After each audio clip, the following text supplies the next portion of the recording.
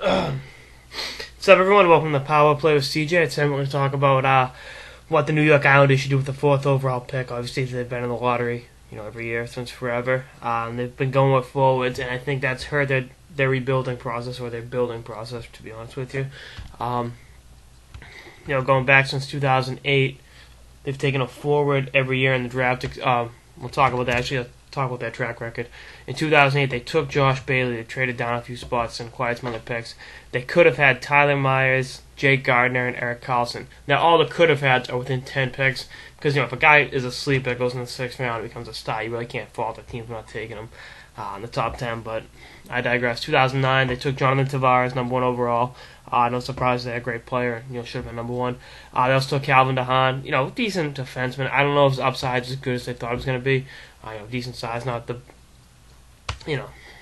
just alright player.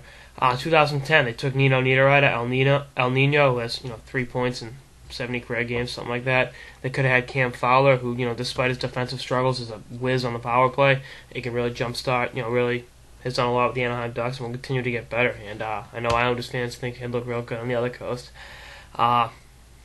And then last year took Ryan Strome, another good forward, but they could have had Dougie Hamilton, who is right now the best defenseman outside the NHL. Now, this is a Bruins fan speaking, but the kid's good. Kid's unbelievable, And I think he definitely he would have played last year with the Islanders and really helped them in a lot of different ways. I think this year they got to go with the number 4 pick, Matt Dumba. I think Mikhail Grigorenko is still going to be there, but they got enough forwards. They got to take a defenseman here. Dumba, 6 feet, 175. He'll continue to grow. 20 goals last year in the Western Hockey League for the Red Deer Rebels. Won't even be 18 until July. So, there's plenty of upside, plenty there to work with. I don't know if he's ready next year. Send him back to juniors, let him light up the dub and the WJC, and then won't let him develop with the group of forwards later on down the line. I think Murray will be off the board. If they trade up and get Murray, good for them, but I don't see that happening. I think right now Dumba's the best pick for them, and I think he'll definitely help them in the long and short term. Like I said, I'm not totally sure he makes it out of camp, but I think down the line he'll definitely help you, and he'll definitely help that skilled forward crew they had, with Tavares, Molson, and company, and the guys they named off. Those are all good forwards, but they could have had some pretty awesome defensemen back there.